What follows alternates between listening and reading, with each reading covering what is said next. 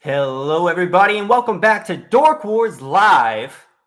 My name is Grant. Yes, that's right. Blake's not here tonight. It's me. It's Grant. I've made my grand return to Dork Wars Live and just being live in general. And we have an exciting show planned for you tonight. We're going to be talking the future of Mando Season 3. I know over at Scuttlebutt Podcast Live that they talked about Episode 1. We're taking a little bit different approach to see where we're going in the future. But first, we have a very exciting group of people who are going to be joining us here tonight. And that is Wells Thompson and Dalton Shannon. Oh, hey. Creators of a comic book that we're going to be covering tonight that is really amazing. We're going to kick it off there in a minute. But we'll also have another special guest, Nicholas from Backyards Artists. Hi, everyone. Glad to be on. Glad to have everyone on board. But before we jump into this comic book, let's check out this trailer that these guys made, which is really awesome and really drugged me in. So I think it's a good way to start. Previously on Mechaton. Hex gave Derek enough time to use the Mechaton glove and defeat the irradiated superbug beta Thoraxis. But the day was not yet won. Taken in by the local authorities, Derek was instructed by Chief Bolton to go home and attempt to stay under the radar as everyone tried to figure out what exactly was going on. After leaving the station, Derek, Leah, and Hex were stopped by Derek's former boss, Mr. Moore. His aim? To bring Derek into the Something Cheesy fold and promote their new, definitely radioactive glow-in-the-dark pizza. And look out! After seeing what little defensive power the world outside has, a third kaiju begins its ploy for ultimate destruction.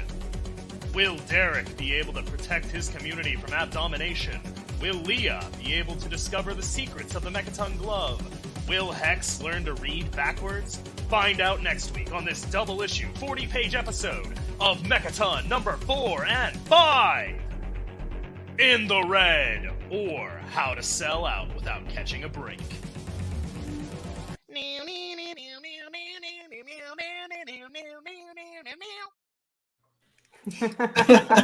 That is you guys just did amazing with that. Like, it had me laughing, had me engaged. So, tell us, what is Mechaton all about? Mechaton is a sci-fi rule of cool comic about a glove that crash lands on Earth. A brother and sister find it, Derek and Leah, and they discover that anything they punch while wearing it turns into a mech. They also discover that it is attached to them. Derek can't take it off, and that's convenient because giant kaiju are now attacking the city, and he has to stand up to defend his community. Wow. It's a lot of fun. It's a lot of laughs. It's got action. It's got heart. It's got great characters. It's my favorite comic. And it's got turning hot dog stands and houses and police cars into robots. So what's not to love? Wow, a robotic hot dog. You know, that's Yeah. it's not what I thought I needed, but now that I hear about it, it sounds pretty cool. Yeah, it's pretty It's a rad. very unique premise. Yeah. Thank you. We have a lot sure. of fun with it. Yeah, with it being such a unique premise, as you know, we've just said, what's the the idea or the inspiration behind this comic? Uh, well, growing up on a ton of like giant monster movies like Godzilla, anime like Gurren Lagann, Gundam, all sorts of stuff. Just spitballing random ideas with some buddies, and then just like, oh, what if you could turn anything you punch into a giant robot? That would be dope because everyone loves robots, and it kind of just sprung from that. I think I wrote the first issue in a weekend, and we've retooled it since then. But like, it's just such an innately fun, cool concept that doesn't seem to have limits that we found yet. Like, it's like, what does he punch next? That? Okay, cool. Make it a robot. It's great. It having that trailer being the first that I've seen of this, it gave me very much vibes of taking like a whole bunch of different things from 80s and 90s Mhm. and like just, oh, this is cool, mash that in there. This is cool, put that in there. A little Transformers here, little Mhm. Power Rangers there, a little Godzilla. Absolutely. You know, Some Dragon Ball Z. I'm all about that. Yeah, It's, we like smashing the toys together. Yeah, I mean, it is sort of an idea born out of smashing, your favorite toys together and just kind of the wild imagination of being a kid. And yeah, it definitely has some of that 80s 90s nostalgia with your 90s anime. That's pineapple. He's got I a agree point. with you. Pineapple on pizza is very good. I like Phenomenal. that a lot. No, but yeah, no, it's got that. Power Rangers, it's got that. It's also got some Scott Pilgrim in there, some Murder Falcon, some modern sort of alternative indie comics as well. It's constructed out of a lot of inspiration, a lot of things, but it is uniquely its own, and that's part of the reason why it's so much fun to work to make and work on. Yeah, it definitely seems like it's a mix and match of a bunch of different things. I know that I'm young. I was not born in the 90s, and you guys probably just got thrown for a loop with that. Ugh. Get out of here, Zoomer. My soul just kind of vibrated at a weird frequency. Yeah, but like I watched, the original Transformers. I've watched Gundam. I love Gundam to death. Oh, Gundam's great. I've seen so many different inspirations that you taught. I'm like, it makes sense to me. It appeals to me, even though I wasn't born then. I've seen all that. I grew up on that. My cousin Blake, he grew up in the 90s. He showed me all these things, and so it appeals to me. And so I think it's a broad audience and a way to get everyone, since it takes from so many different places as an inspiration. Mm-hmm. Yeah, it plays with tropes that are universal to the genres it's pulling from, so they're kind of timeless in that sense. So that when the robot shows up, like you know the sandbox we're playing in, and so everyone's kind of on the same page, and then we get to kind of twist and play with that, so that we can still kind of surprise you with what comes next. Because of course the robot's going to have ammunition, but maybe you didn't think it'd be a chimney cannon or a brat buster or something like that. Yeah, it's very unique. It can be turn anything into a weapon. It's like, okay, how can we turn this into a mechanized weapon? Mm-hmm. And it's a unique way of seeing it. For sure. You mentioned that there's a bunch of different characters that I'm sure you all have created for this. What is your favorite character that you've created for this comic so far? Oh, making me choose between children, I hate it. I mean, if I have to pick one, for me, it's probably Hex. They are I don't have any cousins, so I'm right there with you, Dale. And I'm sorry, I have to lean in. I actually wear glasses, but they reflect the no problem at all. Just Same. do what you got to do. No, but Hex is a non-binary Cambodian witch who does not belong in a sci-fi show or comic at all, And they know and it. is completely fed up with every situation. It's like, oh god, why are you doing this to my house? Like, they are the voice of reason in the strangest way, and I think they're a necessary component because Derek and Leah bounce off of each other so much. And as much as Leah likes to assign the role of like she is the smart one, Really, they like share one brain cell, and she just has it on loan most of the time. It's not like she's actually that brilliant, so they need someone to keep them in check, and Hex does that beautifully. It's kind of like that older person that's just like, okay, I've been through some crap. Let's they're an old soul. Yeah, they aren't the oldest one there. Derek is the oldest, but they act like the oldest. They're the most mature for sure. Yeah, and Leah and Derek sharing that brain cell it's hard to separate them. I don't know if I could choose between the siblings. So I like Derek and Leah a lot. Derek is this schlubby guy who just wants to do good and help his community, but he has no idea how to do it or do it well. And Leah is so kind of in her own head most of the time that a lot of that just goes right past her. So like working together, they're able to get the best out of each other. And they find out that their synergy really works when it comes to piloting a robot made out of her partner's house. So that's great. Yeah. So, there's just so much into this that's packed in there. It really does look like it's a fantastic comic. Do you guys have any idea how many issues you plan to keep putting out? Is there like a kind of set storyboard, or are you just kind of still putting it all together? We've got ideas we have a definite outline and roadmap to issue 15. We know we want to go at least that far. And then if we go further than that, great. But like, yeah, 3 arcs, 5 issues each. That's the story that we wanted to tell when we set out to do this. So yeah, no, we're a third of the way through that, and I'm really excited for the second arc. I think it's going to be it's probably going to be my favorite of the initial 3, with the third being like the biggest, the most bombastic, the most exciting in a lot of ways. The Kickstarter that's running right now is the end of the first arc. So a lot of pieces get tied together and the doors get blown wide open for that second arc. So like the world just continues to grow, and it's way bigger than anyone has any right to be involved in. And I don't know, the great thing about it is like as the mechs get bigger, the world gets bigger and the stories get bigger. And it's so much fun. Yeah, thank you. Yeah, it certainly does sound awesome. Thanks, Nicole, for showing your support to these guys, because they're out here just making something that they love, and we're here to promote it. It is an amazing story, from what I can tell.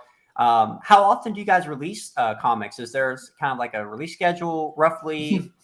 Well, it's when we can get a Kickstarter together and get the interest together to do it. So it's been rather slow. We would like to pick up the pace a little bit more, but that just depends, on how many people are out there buying the comic. The fewer people we have, the slower it comes out, because we got to rely on our day jobs and whatnot. So if we get a big push, we get like 300, 400, 500 people wanting to buy the comic. Suddenly we can start putting it out, on a twice monthly, or on like a once every 2 months kind of basis. Gotcha. Which would be the ideal. Because it's kind of an indie renaissance, it seems, with a lot of new homebrew comics, as the comic industry is just kind of blowing itself up right now. For sure. Have you ever thought of doing it on Patreon? Because I have one that I do, and they only charge you not monthly, but only when an issue ships. Patreon is great for when you have an existing audience of people who once you get that built. Yeah. Kickstarter is what we're doing to build the audience. Okay. And so I feel like we could do either way. Mechaton is getting to a point where it's possible we could make it through Kickstarter or through Patreon, like you said. Yeah, we would just need to make sure we have the numbers in those audience, the number of people who really want to support it every time it comes out. Yeah, and as I just showed up here and put into the chat, this is the link to their Kickstarter. Make sure that you go and check it out and become a backer. They need some backers here. This is an awesome comic so far, and we're really excited to see where it goes. Now, is there anything else that you guys have about the comic that you want to share? Maybe a sneak peek about what's coming in the next issue? So issue 4 and 5, as mentioned earlier, is the conclusion of the first arc. However, we do have all 5 issues of the first arc available on the Kickstarter if you're jumping in for the first time. We get to see the biggest mech we've seen up to this point. We get to see a culmination of a ton of different plot points that have been kind of simmering in the background. Characters get to really shine, and maybe some promiscuous hentai store gets involved in one of the mechs, and it's a ton of fun. Be promiscuous? I was say, where's Shanti at? She'd be all into that, I'd guess. Yeah, in the first issue, there's a censor bar over it. It's promiscuous. In the first issue, there's a joke about a shop called Waifus Only, and in issue 5, we get to see that come to life in an unexpected way. We get the payoff of that finally. So yeah, there's a lot of payoff in issue 5. It's a really big moment for the series, for the characters. The stakes get raised significantly, and yeah, I think it's a ton of fun. I'm really excited to get it out and to hear what people think about it. And then for the Kickstarter itself, we have tons of options and add-ons and rewards, whether you want digital, physical, you want your stuff signed, you want a beautiful shiny paper like this. If you want to own a page, we have something for that. If you want to commission from the artist, we have stuff for that. It is entirely up to you how much. It is entirely up to the individual how much they want to take on, but we will provide value for however much you want to support the comic. Yeah, and this right here, that Nicole brings up, Scarif After Dark. Remember how I was telling you about the Scarif, the Scuttlebutt podcast that they have? Well, they have an After Dark version too that goes on after the end of this show sometimes. And as the name implies, it gets kind of frisky sometimes. We do have another series, Frankenstein the Unconquered, and that one is more like R-rated, and we do some like not safe for work covers for that and some artwork for that does get a little spicy. So now to say, I might be able to see if I can get you in contact with that person to share that, because I think she would be very interested in this comic. Yeah, absolutely. Oh, Chantel would love that. She's all about displaying what's it's sexy to be a nerd. It is. That's what that show's all about. So if you guys want to promote your comic there, I'll make sure to get in there. But where can we find you? Twitter, Instagram, Kickstarter, anywhere you guys want to promote, go ahead and plug it right now. So as an individual, I'm most active on Twitter, at Wells Thomp, which is, as the name implies. And then, we have a newsletter as well called Comics, Cats, and Cocktails, where we talk about all those things. You see pages that we're working on. You see stuff that we're reading. We give a big breakdown of stuff that our friends are doing and reviews and stuff like that. We also give some cocktail recipes because I've been a waiter and bartender for most of my life. So I've just got a lot of knowledge of that on hand. And you get a lot of snuggly cat photos, too, because I've got a lot of those to spare. Other than that, for our comics, for our work, it's Kickstarter all day, every day. If you hate Kickstarter and you really have to go to the direct market, Mechaton will be going to the direct market on March 29th. Mechaton #1 will be coming out, and then later in the year, the trade 1 through 5 will eventually come out. But we can't make the trade until we make issues 4 and 5, and to do that, support the Kickstarter. So. And copy paste all of that, except I'm at Dalton K. Shannon.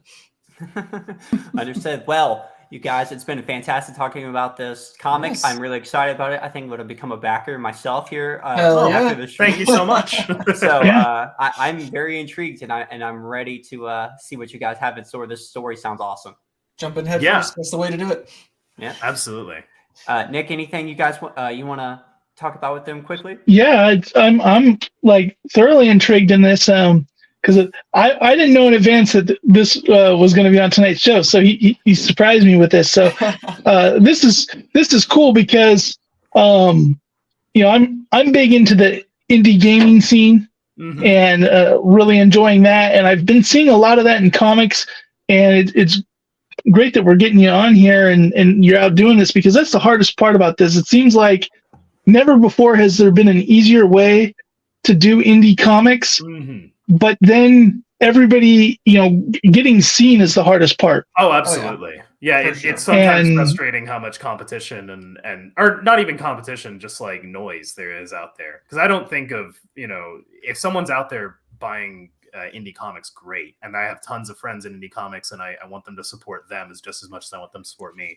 But yeah, getting noticed is honestly the biggest part of the battle, and that's a privileged position to be in, and we recognize that. Like, I'm so glad we're doing this now and not in the 2000s when indie comics were basically dead. Yeah, it was try to get a loan to go publish it and Yeah, Yep. no. put it on newsstand, compared to now where there's all sorts of Yeah.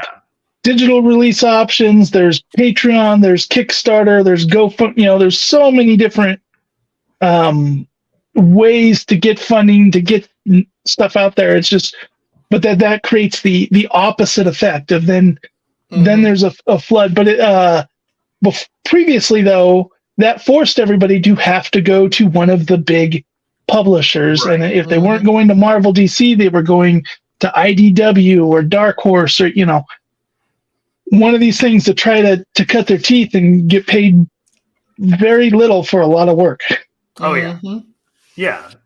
And that's still a struggle. Like, we both have day jobs, and we would like to eventually make this more of our full-time, gig. But that's just going to take, loyal fans coming to support the projects when they're out. Yeah, it'll certainly take some time, but I know you guys are going to do it based on what we just seen and talked about tonight. I'm super excited. I really am. Yeah. And I think just about everybody that is here and has seen it is very excited about it from what I can tell. So we look forward to reading your comic and Well, thanks hopefully so much. talking to you guys again in the future. Absolutely. Absolutely. Yeah, we're Thanks for having us. So Yeah. happy to be on. Would love to come back. Awesome. Well, I think it would be good to send these guys off with a nice like and subscribe, kind of attack. So let's go ahead and get that.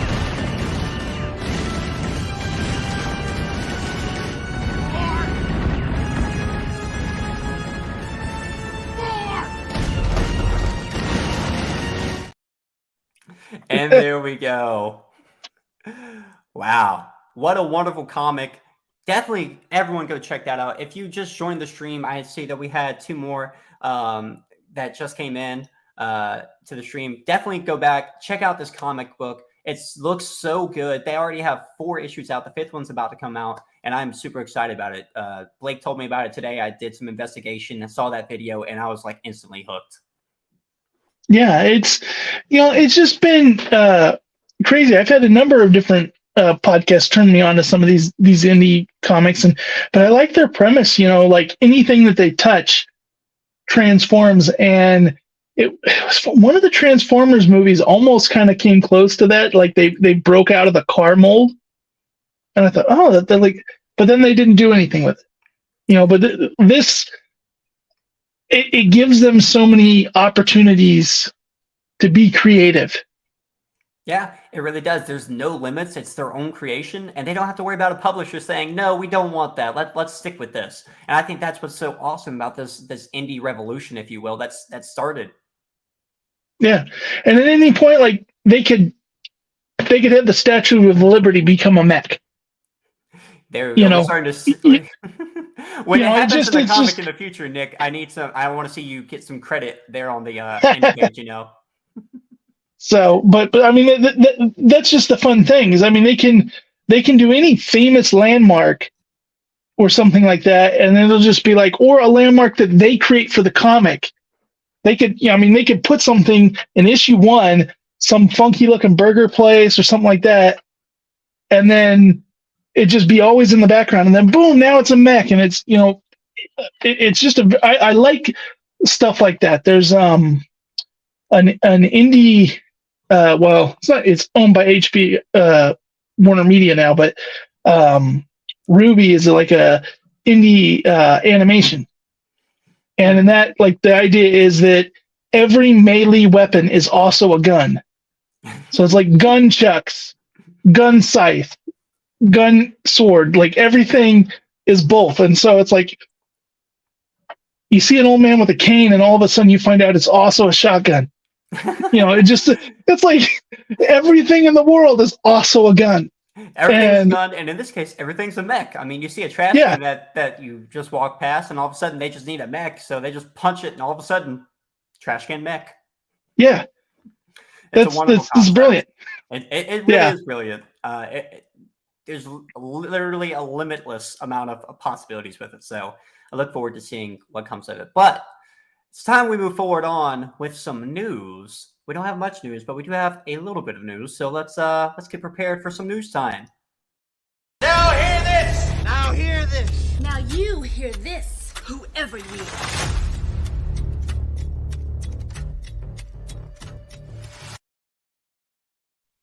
Now, the news we're bringing tonight may not be exactly news much at all to you, and that is that Dave Filoni had the idea for Ahsoka story conceptualized years ago, and he even cites the expanded universe as the direct influence of The Mandalorian.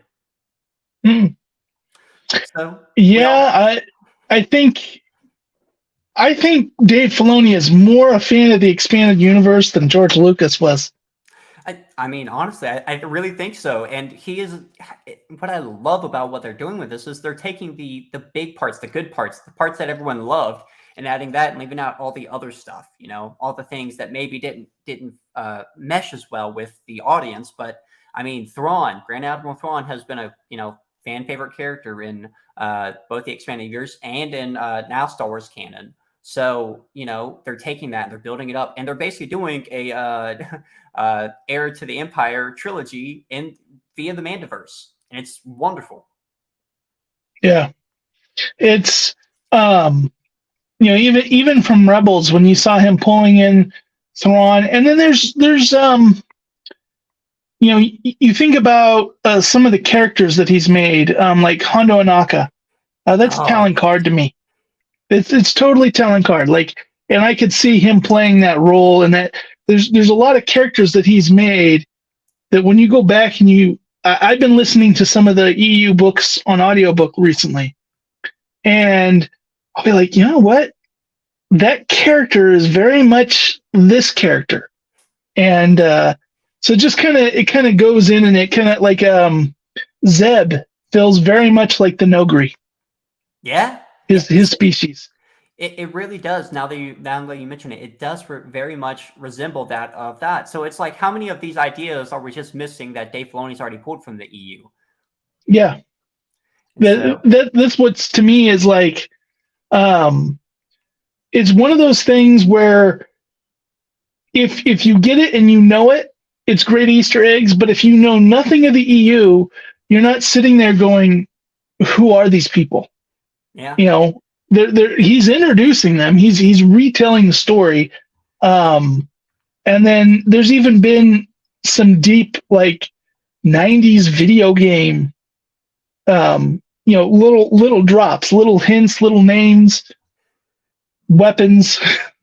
Yeah, and it's just amazing how much stuff he's just pulling in. I mean, I'm waiting for him to really go into, I was really thinking that planet that Luke trains Grogu on in Book of Boba Fett season 2.5, as it is. I'm thinking that's what's that planet called, where Luke set up his first Jedi Academy in the EU. I think it's that planet. Was that he did a couple? I know he did a school on Yavin. It wasn't Yavin. It was before. Okay. It was before the one on Yavin. It was the one where ultimately I think it was the Dark Apprentice. Was the suit was, or I can't remember the book it was. It may have been the Dark Apprentice. It was the Dark Apprentice. I was right. I just looked it up. That's where he set up. It's a Jedi Academy trilogy from Legends Volume 1, 2, and 3. The Dark Apprentice is book 2 in that trilogy, and that's where he sets up that Jedi Academy. And there's a Sith. Or a Dark Jedi that was kind of like residual there and actually turned one of his students, and that's why they moved it eventually. And that's where I'm thinking where they could say, hey, this is kind of where they were building up at. Yeah. And, it's funny. I think I see one of two reactions that people have to The Mandalorian. And it seems to be, or I should be, of the people who will give it a chance. Yeah. There are individuals who don't like the member berries, as they'll put it. They don't They don't like that they're constantly seeing a Star Wars alien at this that they wanted more nuance like Andor. Mhm. And then you have another group that is like, yes, just give me more. And Filoni is definitely a super fan. Yeah. And in a lot of ways, all of us, if we got Star Wars, we'd probably be even worse. We would just be popping oh yeah, and then we're gonna have this character and this character, and I don't think we could have done the Book of Boba Fett without having Bosk in it. It's like there's just you couldn't do it without Bosk. I mean, you could even have some fun and throw. Oh, by the way, Mace Windu, he's coming back to finish off the son that the father he killed and beheaded. I mean, there's so much that they could have done with it. That I mean, I think Mace Windu in general is just an area that a lot of fans would love to see touched again. So, trying to remember, was it you guys or was it Sarlacc Digest that did an episode on Mace Windu coming back? It probably was both of us, if we're going to be honest.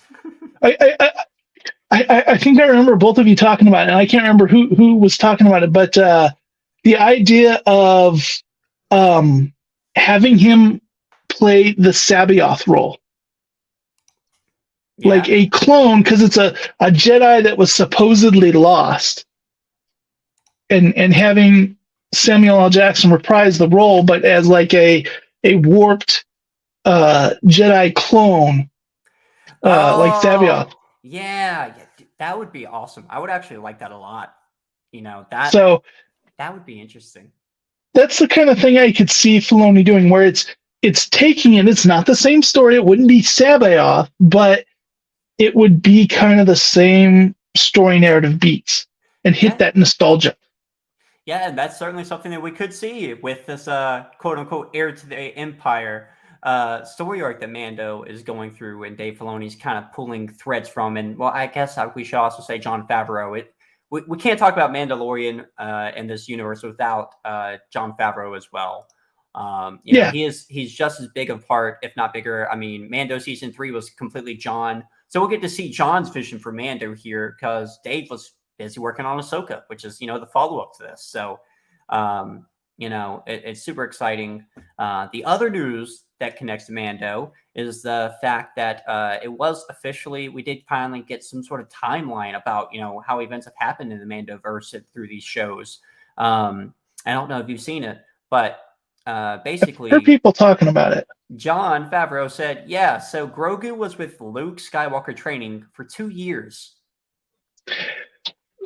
So I heard someone's talking about this, but then they said that it was clarified in a later announcement afterwards that he was possibly talking about that it's been a 2-year in real world gap since he left him there. And now it's ambiguous because there was like a little,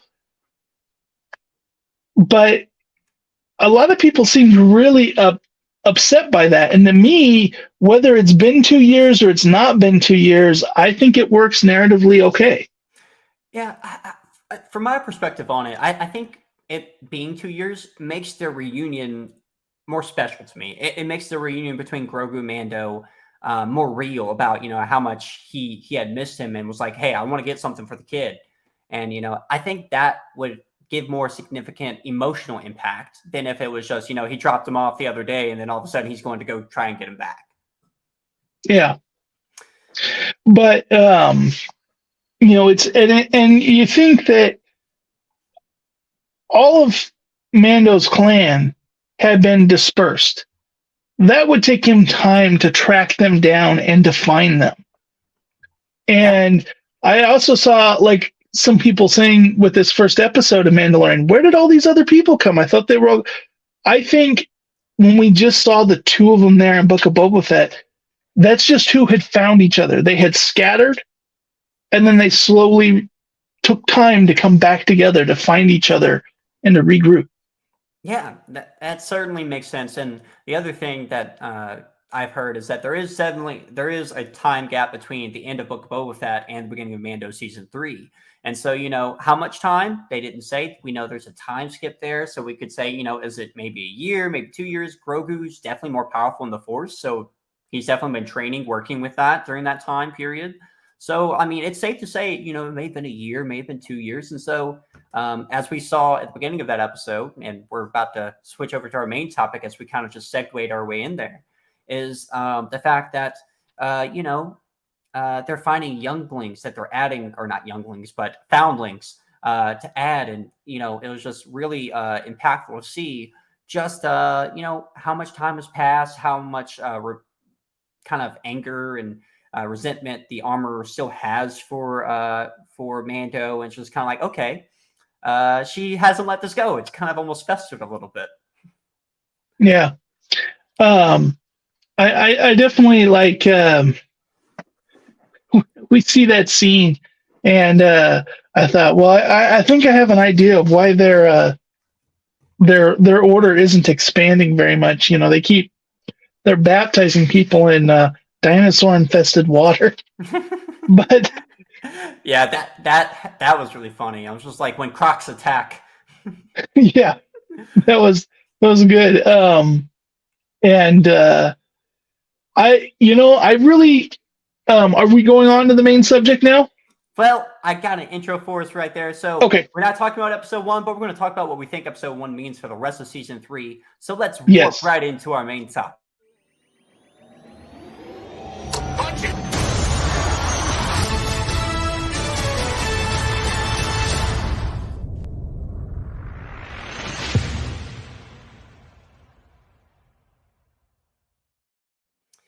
All right, Mandalorian season 3.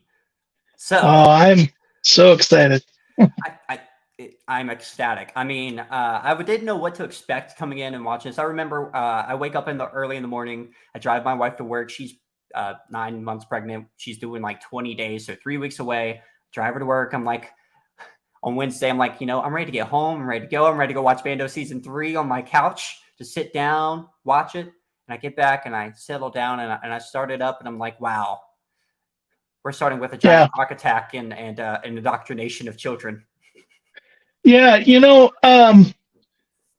just little disclosure. I'm in addition to being super nerd, locksmith and stuff, I'm also a minister. And when they did in Book of Boba Fett, when they basically excommunicated him, and I thought, oh man, I really hope the next season is kind of like a religious redemption arc type thing, that there's significance, that wasn't something just done lightly and then he moves on from that. And what they did in the first episode really makes me think that there's going to be a lot of that in this season. Oh yeah, without a doubt. I also too am religious and actually working on getting my ministerial license, so connection there for us both. But yeah, it's just it seems like that's going to be a theme this time. We know how the Mandalorian culture is really built around, especially the Kids of the Watch, or basically Death Watch descendants. If we're going to talk about it, they're very almost. Well, religious is the right word for it, I guess. Very religious about, their culture, what they've done in the past. And this season, I think it's really going to explore that and give us more of the ideology of the Mandalorians, because we know them in the old times as the enemies of the Jedi. So let's learn about the culture. We know a lot about the Jedi culture. Let's learn about their enemies' culture. Yeah, and it's interesting because we've kind of seen ever since Rebels, it's really been, Clone Wars actually, the whole lore around the Darksaber and this idea of, the Mandalorians being kind of this warlike race, didn't necessarily get along with the Jedi, but then they had that one Force user Mandalorian, and that was what united them from fighting amongst themselves. And so now they've got all this lore built around that. And here we have a show where, what's the most Force thing that we can think of, Yoda. So we have little Grogu. You know, he's like new Yoda, and he's choosing the path of a Mandalorian. And so a lot of foreshadowing, to me, I think like beyond season 3, I think like that's like what he's projecting is like long-term Star Wars.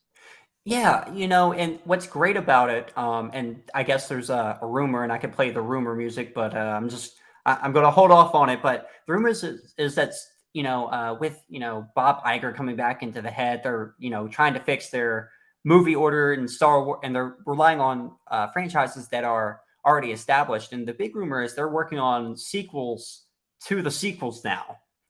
And so, you know, I'm thinking, okay, they have the cash cow and Grogu. Let's go away from let's not, yeah, Rey's cool and all. Let's go away from Rey. Let's have the sequels to the sequels be Grogu and way in the future, far, far, far in the future, and see what that universe is like, where the universe is at that time.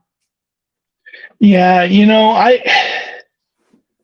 think stories with like Rey, Finn, and Poe. I'm not a big fan of the sequel trilogy. There were things I didn't like. But I do think there is going to be a come around. I do think that for people that this was their first Star Wars in the theater, but I think it's too soon for that. Yeah. I don't think their generation has gotten into their 20s yet, you know? They haven't. And so, you know, it's just, I'm sure it'll be a renaissance, and in the end, people will like it. I mean, The Rise of Skywalker had a lot of cool stuff in it. The plot was kind of thin, very, very, very thin, but it had a lot of cool stuff in it. And, you know, as you know, thinking of from a child's perspective, they're just going to like the cool stuff. They're not going to think about the plot. They're not going to think about the story. They're like, oh, wow, this is cool. There's a lot of ships. Yeah.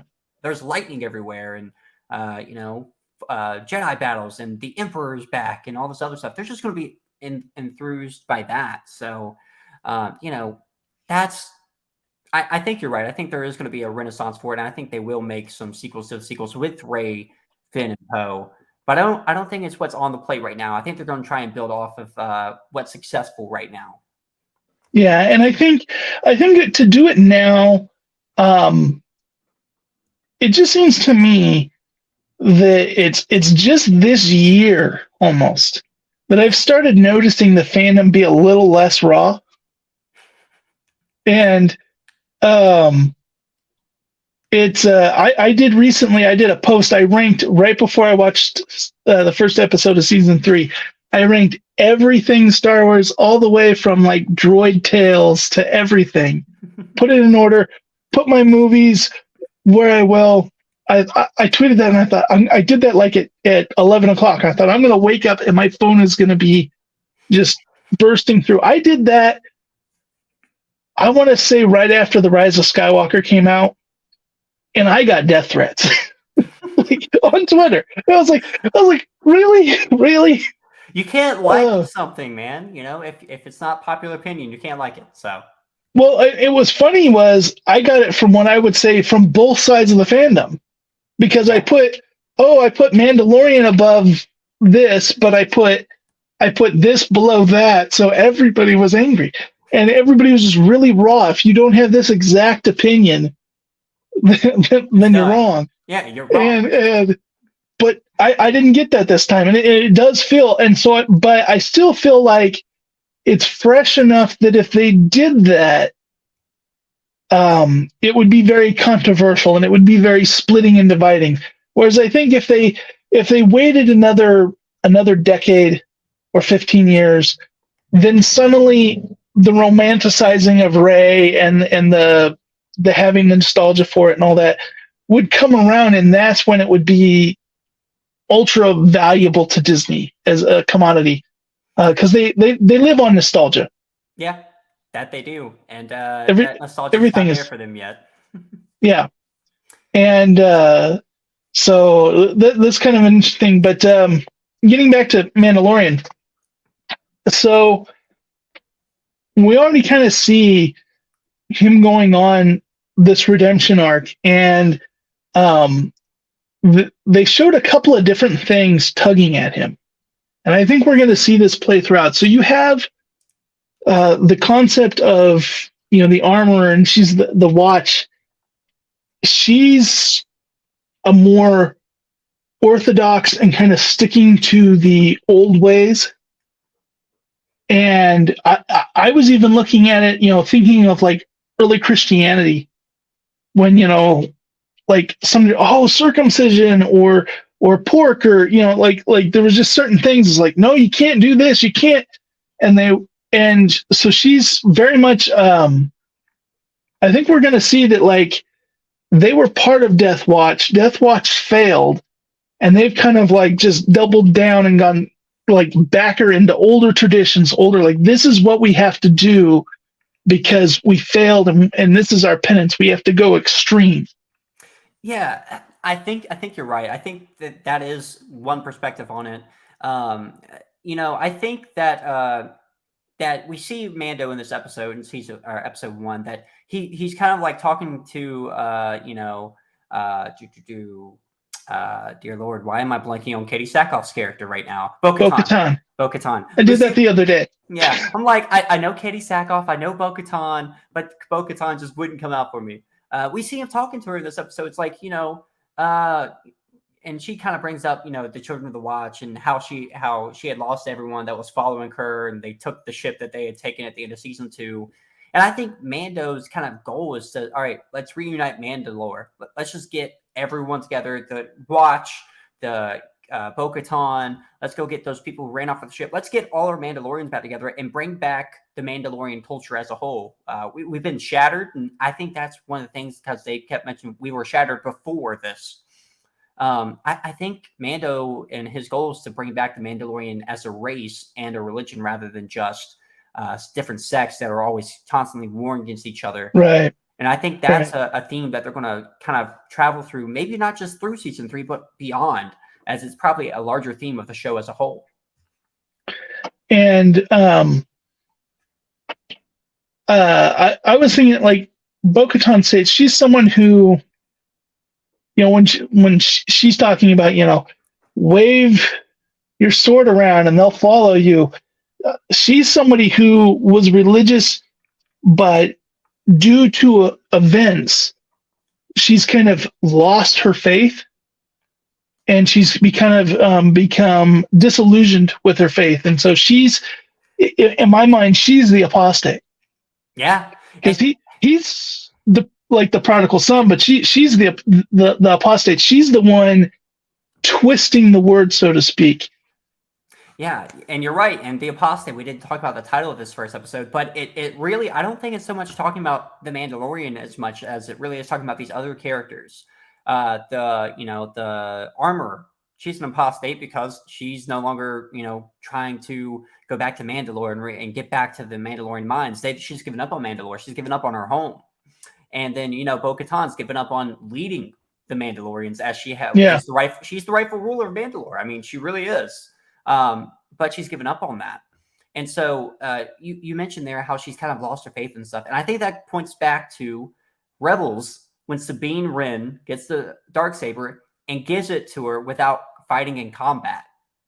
And so she's kind of like, I'm going to just go past this so I can get the Darksaber and wave it around and be in charge. And I think that's where her comment comes from, because she didn't earn it by combat the way that the tradition said. And because of that, we know she loses it. And we also know that she becomes very sour about getting it back the right way the next time.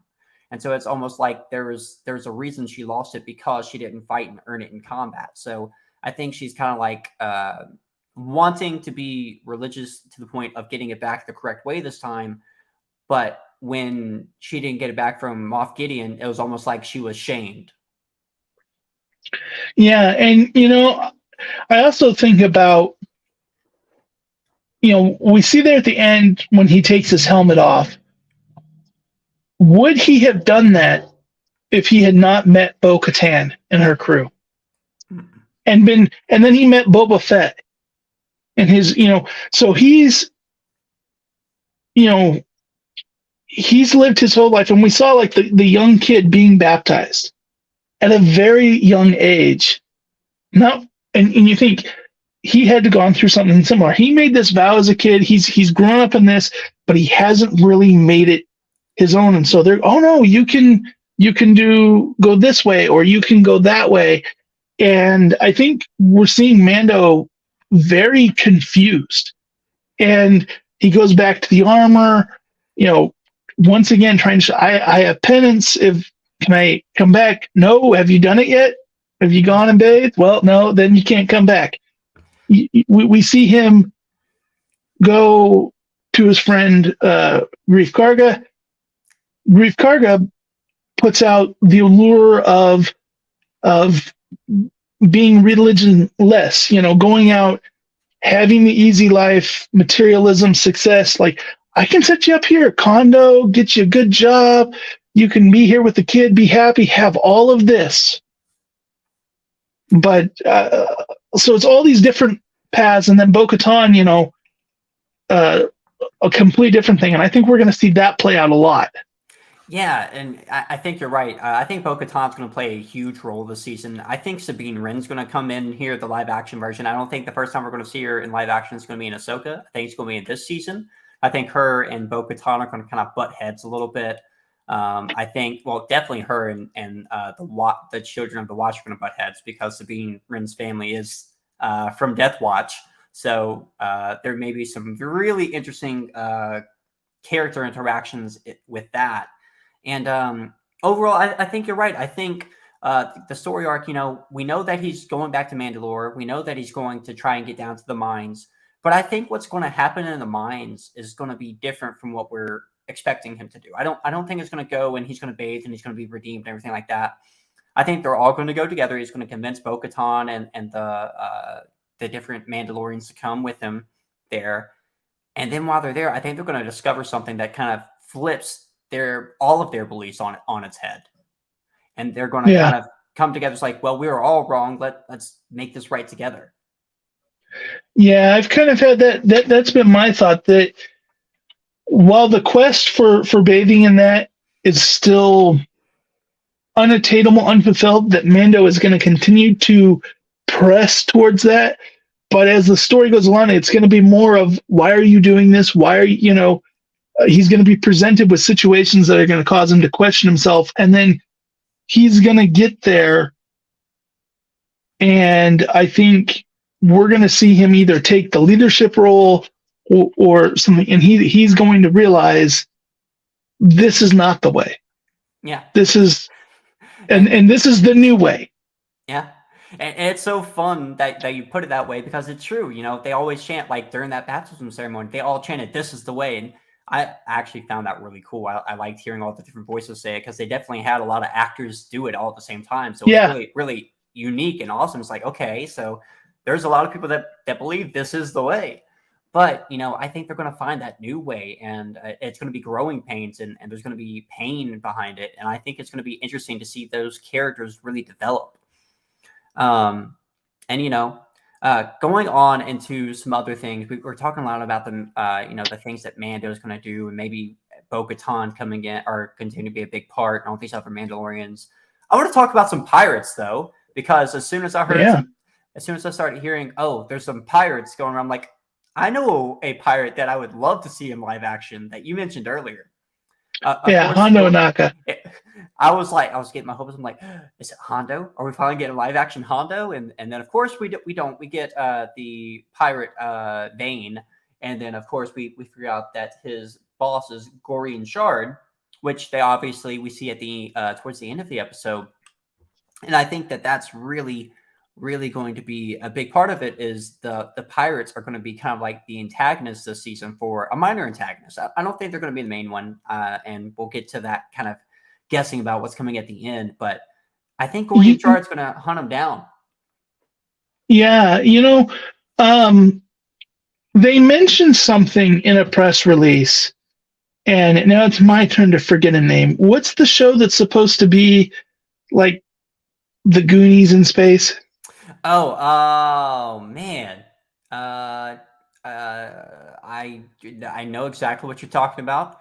But they said something about how there's going to be a little crossover with Mando and Ahsoka because that's Skeleton taking Crew. place in the same time. Yes, Skeleton Crew. Skeleton Crew. So the first thing I thought is maybe these pirates are going to be somebody that the Skeleton Crew has to deal with. Maybe we're dropping them here. And I think it was really good. I too was hoping for Hondo, but they were presented as the bad guys. And if we think about where Hondo is in this timeline, kind of like Han Solo, kind of like Lando, he sided with the rebels. He's just kind of out for himself. Right, he was, but he really liked Ezra. He could I could see him coming into Ahsoka if it is the search for Ezra and Thrawn.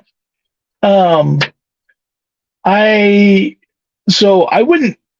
He could show up here, but I would almost see him as somebody like Lando that still got his fingers in the cookie jar, so to speak. He's still doing some stuff that's always smuggling a little here and there, but he is probably trying to present himself as the legitimate business dealer. Man. Yeah, which is what Lando does. Yeah, I love Lando's character. I love Hondo's character. They're great that way. And, mentioning Skeleton Crew, I think Hondo would be a good fit for the Skeleton Crew series based on, the premise, the idea. I think that would be great. And if Hondo's in that series, I'm instantly hooked. I'm going to watch that series. It doesn't matter what it's about. I'm going to watch it because Hondo. And, you mentioned Ezra Bridger there, of course, and Thrawn. And, of course, during this episode, while Grogu and Mando are in hyperspace, we see the space whales for the first time in live action. Yes. And I was just like, and that was such a tease towards Thrawn and Ezra. And if that isn't a tease to them, I don't know what is. Yeah, no, I think they're definitely slowly been teasing that throughout Mandalorian.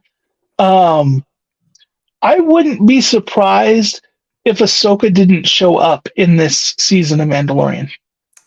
Because when you think of the last two big Mandalorian arcs in Clone Wars, Ahsoka was heavily involved. Yeah, you're right. So she has a tie there. Yeah, I think that Ahsoka will show up at the end. I think that ultimately what's going to happen is they're going to get Sabine Wren to come in, and then Ahsoka is going to come. It's like, I finally found where Thrawn or Ezra is.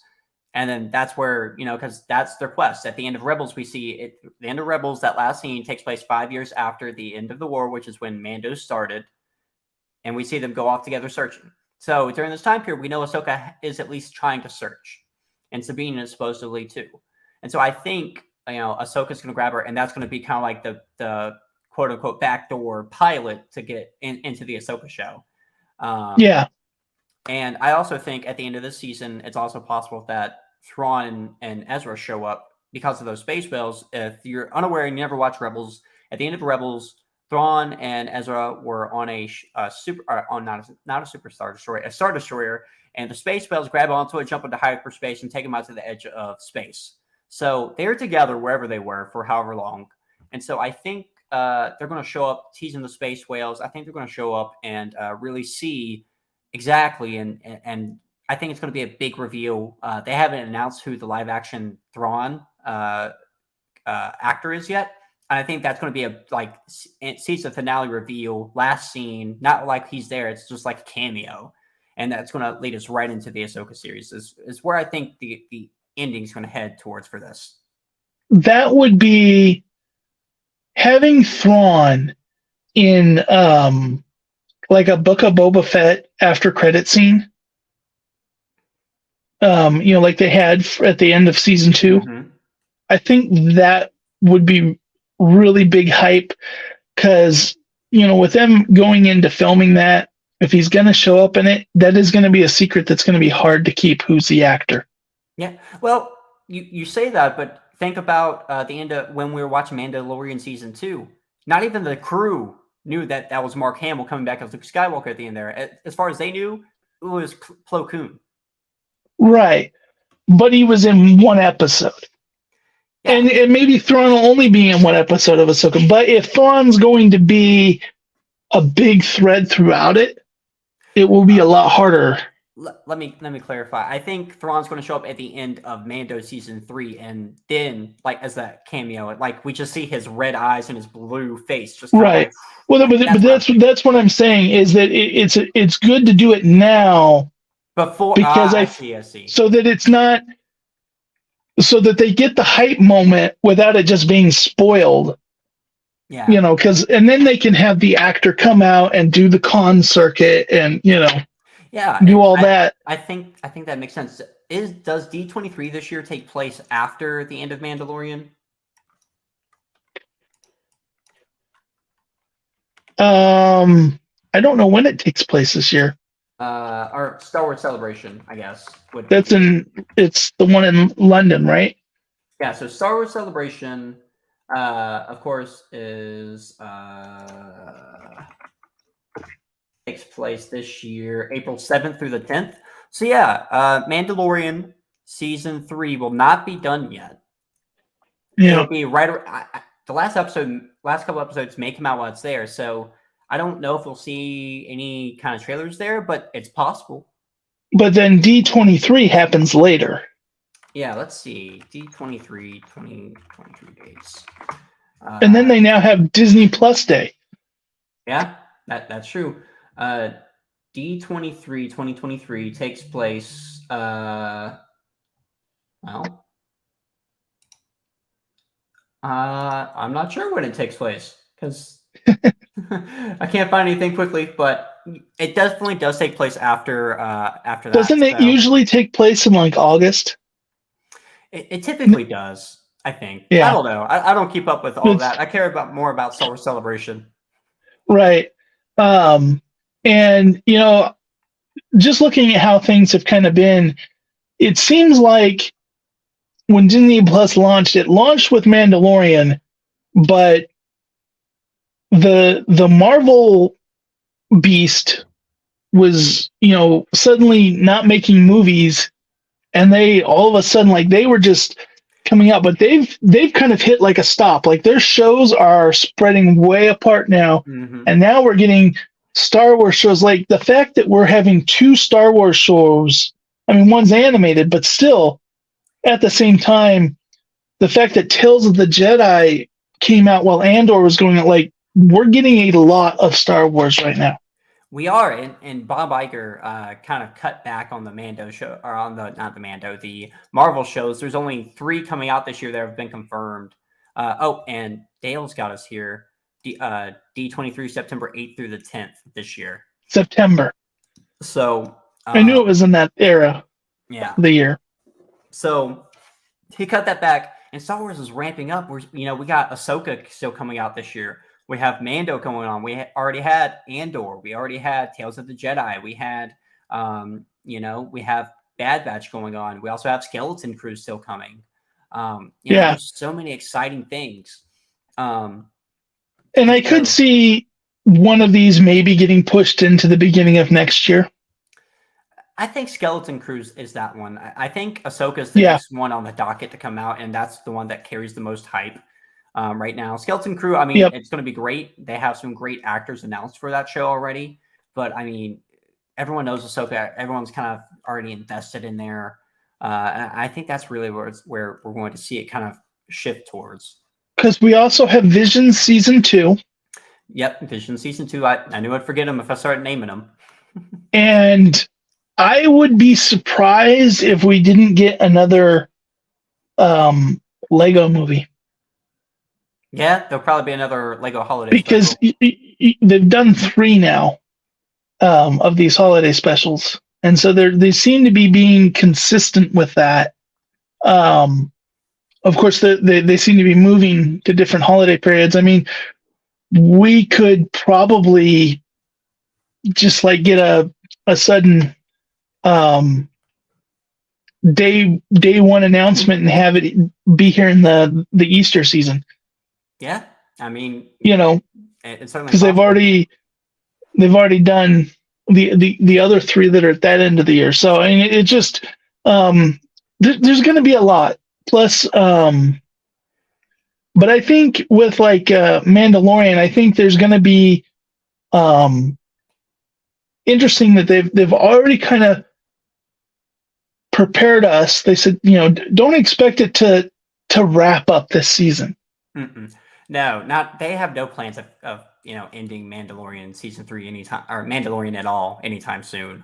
There's a lot more to the story. They have plans. It's their Disney. That's their one big Star Wars successful cash cow they have right now. They haven't put out any movies in a couple years, and so the thing that's been keeping the Star Wars alive, back in the early 2000s, or even between the original trilogy and the prequel trilogy, we were in a dead zone. We had the expanded universe, and then we had Clone Wars, and that was basically it. But now we got these live action shows where we're constantly getting the big characters to come in, and the actual actors doing it and getting to live through it without even having to worry about, okay, when's the next movie coming out? Yeah. And I mean, you look at it, Mandalorian is doing what I think in a lot of ways the sequel trilogy, say what you will about it, really failed at. The fact that like we had a scene like Canto Bight and it was just chock full of aliens. Yeah. There wasn't merch. Nope. And I think that was Disney saw the reaction to the movie and they were too afraid to put it out. I have a friend who hates that movie and he wanted merch. He just wanted the cool alien toys. And you think about the Mos Espa, like the original cantina, you think about Jabba's palace, like when you look at the kids from the 80s and 90s, and all of those were toys. Every little thing in there. And some of their lore was made just for the back of the toy box. It really was. And, there's just so much there that they missed. But going back to Mandalorian, there's one more thing that I have a prediction about and that I want to talk about before we wrap up here. And that's Moff Gideon. So, Giancarlo Esposito did do a interview a couple months back and said that his character is going to go through almost a Renaissance type period during this season. And so kind of explaining, we found out in the first episode that he's currently under trial by the New Republic. So obviously he somehow escapes or is busted out. And so it's kind of like, okay, is that Thrawn going to bust him out and then he's working under Thrawn? We know Thrawn is not very forgiving to those that fail him. So are we going to see him almost grow to resent Thrawn the way that was it Klaus did in Rebels? Or are we going to see a different take on that? And I think that would be really fun to explore, to see him get busted out. We probably won't see who, but we'll probably see, we're going to go see him and we'll just imply who him is. And then from there, kind of see him grow and almost resent to almost point of working with Mando in the future, probably season 4. Well, you said something about Thrawn not forgiving, and there's an interesting thing with Thrawn's character, like comparing him to Vader, is if he feels the person's incompetent, he's extremely harsh. But there like even in the Thrawn trilogy, the Empire trilogy, there was a moment when like an officer like utterly failed, but he tried something new, and Thrawn pulled him up, and like the whole crew's tense. They thought this was like a Vader gonna kill him down, and he promoted the guy. He says, "You came up with the solution. It didn't work, but everybody else would have just stood there. You actually thought of something but it failed. You're promoted, and your job is to figure out how to make it work next time." You're right, and that's the right perspective that I forget about Thrawn. In Rebels, I you see him kill some officers that don't do so well, or doesn't care for them. Yeah. And so, but yeah, you're right. In those, he does promote those that think outside the box and isn't just basically an Empire drone, if you will, comparatively. So the other thing with Gideon that I'm interested in is, we know he's an Imperial, but could he also be a Mandalorian? That is an interesting perspective I've never thought about. Because in Rebels, we saw they had a Mandalorian family ruling as empire over Mandalore. Yeah. That was Sabine's family, and it was part of like that was they came in and they were using that. And it would be interesting if he was a Mandalorian that sided with the Empire. That is, I've never actually thought about that angle, but that would be really intriguing to see him. And maybe he has to go bathe, and he wants to bathe in the, ends up wanting to bathe in the waters of the mines of Mandalore to, as penance. That would be very interesting. A very interesting take there. So, it could be an interesting thing. We could see some flashbacks of how Bo lost the sword to him. I would like to see that too. We got some flashbacks in the Kenobi series of Anakin and Obi-Wan, training. So why can't we do that too? Yeah. And so, I think there's a lot of potential. I think there is a number of years left in this franchise. And kind of like we were mentioning before, when it comes to what Star Wars is, The Mandalorian is extremely marketable. There are Grogu and Mando stuff everywhere. Everywhere.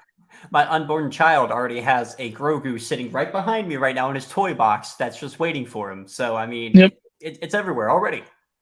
Yeah. And so, it's one of those things like a show like Andor, that's they're going for the Oscars, they're going for, the accolades, but we're not going to see a lot of Andor kids' backpacks. No, we're not. We're not, so The Mandalorian is here to stay, and I think it's going to continue to get the support. And I think I'm excited for the story it's going to tell. I'm super excited about the story, and there's just so much to explore. And we've just talked about a few of the things that we think is going to happen tonight. Maybe we'll come back after the end of season 3 and see how accurate we were in our guesses for the season 3. But that's going to do it for us here tonight on Dork Wars Live. I hope you guys all enjoyed. Nicholas, where can we find you? You can find me on Twitter as BackTardis, and then on YouTube I have my nerdy channel, which is the Backyard TARDIS, and then I have my kind of locksmith story vlog, Adventures in Locksmithing. Well, we have a fantastic time, but wait a minute. Let me just check something out here really, really fast, because you're right. Dale, congratulations, Dale. You are a 100th subscriber on YouTube. we met the goal. Awesome. It was Wow. Thank you, Dale. Thank you, everyone who came out and supported us and have watched the stream tonight. I hope you guys have enjoyed. I know it's a little bit of a different take, but now I'll get to go. We're actually recording a Dork Wars the podcast episode about season 3, episode 1, right after the end of this. And I get to go tell Blake, hey, by the way, we hit 100 subs tonight on stream while you decided to take the weekend off. That's cool. So I'm going to go rub it in his face a little bit. But congratulations, Dale, for being our 100th subscriber. And thank you for being our 100th subscriber. Can't believe we have 100 people who want to listen to us. Yeah, it's amazing. And it's amazing how you'll see. I watch so many, they hit that 100 and then it grows faster. They hit 1,000 and then it goes faster. It's these little milestones. It's like, it takes so long to get to one thing and then it goes so much faster. Yeah. Well, again, thank you all for hanging out with us tonight. Thank you, Nicole. Thank you, Dale. You guys have been here the entire time. I really appreciate it. Thank you for everyone who stopped by. Please leave a like, subscribe, tell your friends, share us on Facebook, on Twitter, on Instagram, anywhere you are. Check out Dork Wars the Podcast on Spotify, Google Play, any place you get your podcast. But that's going to do it for us tonight. From Grant here at Dork Wars the Podcast, thank you and have a good night.